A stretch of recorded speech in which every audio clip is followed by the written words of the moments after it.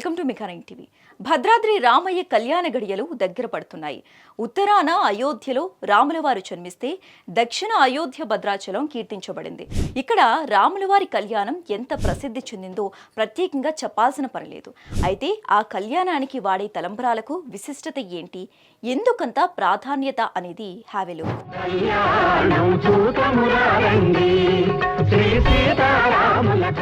జగదాభి రాముడు, భద్రాద్రి రాముడు, వైకుంఠ రాముడు ఇలా ఎన్ని పేర్లు ఉన్నా ఆ రాముడు కళ్యాణ రాముడు అయ్యాడు.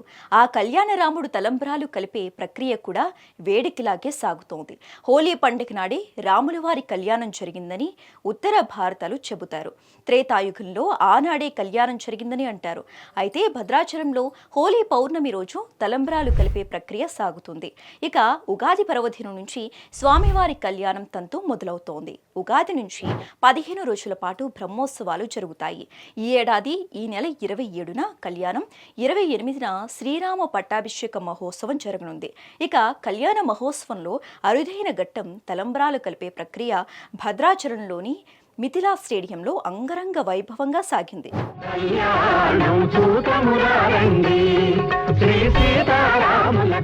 ఒక్క తలంబ్రాలు మాత్రమే కాదు, కళ్యాణ మహోత్సవం కూడా ఈ స్టేడియంలోనే నిర్వహిస్తారు.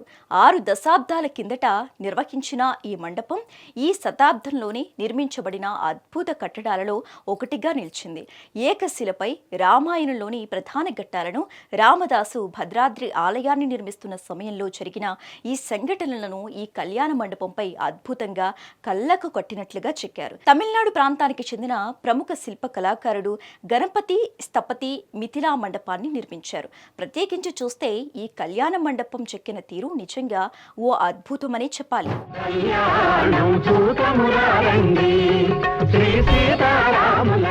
శ్రీ సీతారామచంద్ర స్వామి వారి దేవస్థానంలో కొత్తగా కట్టడాలను నిర్మించారని, మరికొన్ని పురాతన కట్టడాలను మరమ్మతులు చేయాలని 6 దశాబ్దాల క్రితం అప్పటి రాష్ట్ర ప్రభుత్వం నిర్ణయం తీసుకుంది. ఈ మేరకు 1958లో భద్రాచలం శ్రీ సీతారామచంద్ర స్వామి వారి దేవస్థాన ఆలయ పునరుద్ధరణ సంఘం పేరుతో ప్రత్యేకంగా ఓ కమిటీని ప్రభుత్వం ఏర్పాటు చేసింది. ఈ కమిటీకి అప్పటి దేవాదాయ శాఖ మంత్రి కల్లూరి చంద్రమౌళి అధ్యక్షులుగా వ్యవహరించారు. దాదాపు 20,000 మంది భక్తులు ఒకే చోట కూర్చుని సీతారాముల కళ్యాణాన్ని వీక్షించేందుకు వీలుగా ప్రధాన ఆలయం సమీపంలోని 5 ఎకరాల స్థలంలో మిథిలా స్టేడియాన్ని నిర్మించడం జరిగింది. 1960 మే 30న ఈ స్టేడియం నిర్మాణానికి భూమి పూజ చేశారు. 1964 జూన్ 4న అప్పటి ఉమ్మడి ఏపీ సీఎం నీలం సంజీవరెడ్డి చేతుల మీదుగా మిథిలా స్టేడియాన్ని ప్రారంభించారు. ఆనాటి నుంచి నేటి వరకు ప్రతి ఏడాది శ్రీరామనవమి రోజున సీతారాముల కళ్యాణానికి మిథిలా మండపం వేదికగా నిలుస్తోంది.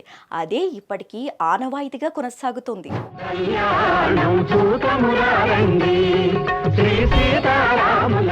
పురాణాల ప్రకారం మిథిలా అనే పేరు రామాయణంలో సీతాదేవి జన్మస్థలమైన మిథిలా నగరాన్ని సూచిస్తుంది.